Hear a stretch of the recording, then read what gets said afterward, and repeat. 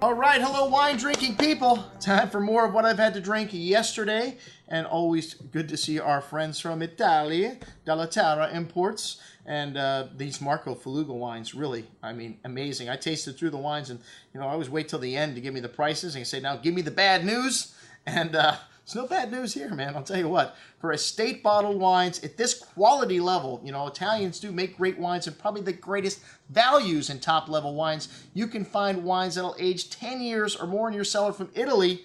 They're $20 a bottle. An incredible variety of different varietals as well. Variety of different varietals? Okay. Anyways, the Marco Felluga Pinot Grigio from Collio. Mongri was up first. And this is a blend of 5 different vineyard sites. As I mentioned before, all estate fruit, 4 of which are near the sea.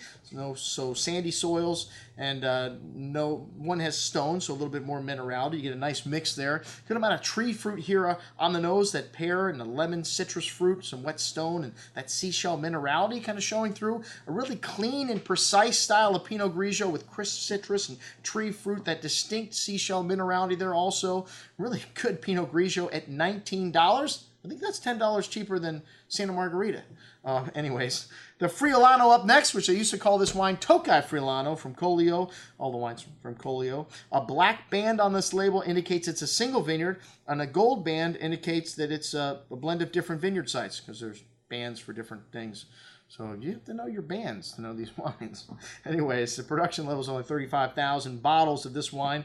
All these wines, rather small production. Really nice ripe melon fruit, some orange blossom, and some fresh earthy notes there. That sandstone soil showing through. Slight musky note in this wine also, which blew off after a day. Nice intensity on the tongue here. Tongue-tingly minerality and a nice richness in the mint palate the Friulano has.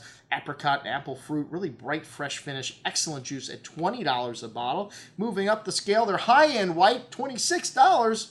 The Molamata Bianco, which is a blend of 40% Pinot Bianco, 40 Friulano, and 20 Ribolla Gialla, the grape that sounds like a virus. Anyways, this has got a black stripe, which indicates that it goes into barrel, and a steel stripe that indicates some of it goes into stainless steel.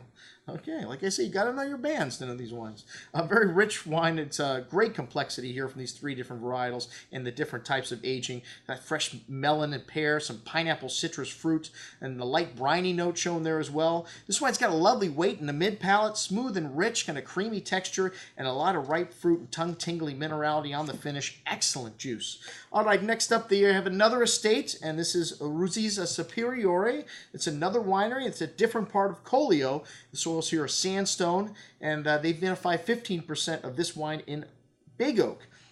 So it's not Pinot Grigio for the beginners.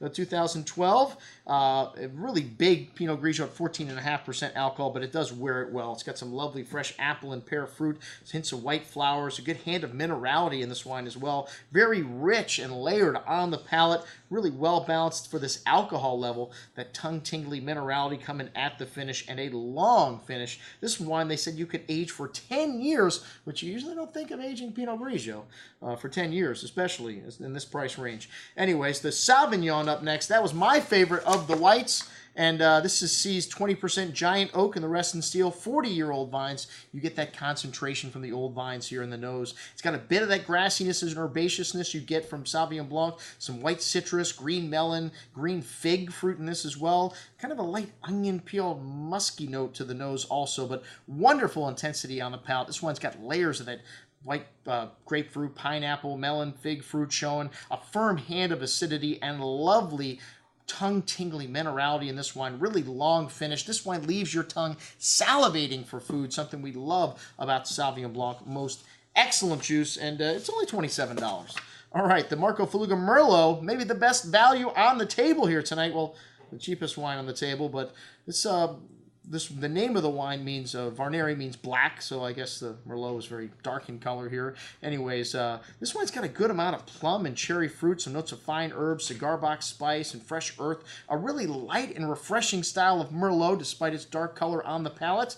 Some nice zesty spice and lovely smooth tannins in this wine. Really wonderful freshness. This is a wine that I could open up, chill, and drink the whole bottle without even knowing it's gone. Excellent juice for $17. What a great little value. The Cabernet Franc up next. This is also Roussy's Superiore, and very peppery wine. This style of Cabernet Franc from a cooler climate. They make 9,000 bottles of this wine.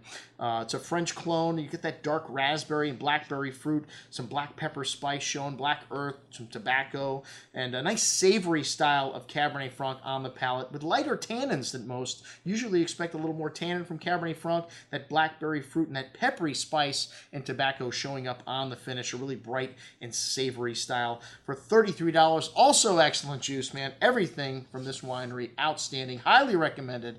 That's what I had to drink with the folks from Marco Felluga. I'm your host, Andrew Lampasoni, signing off for the Wine Watch, saying remember, always drink the good stuff first.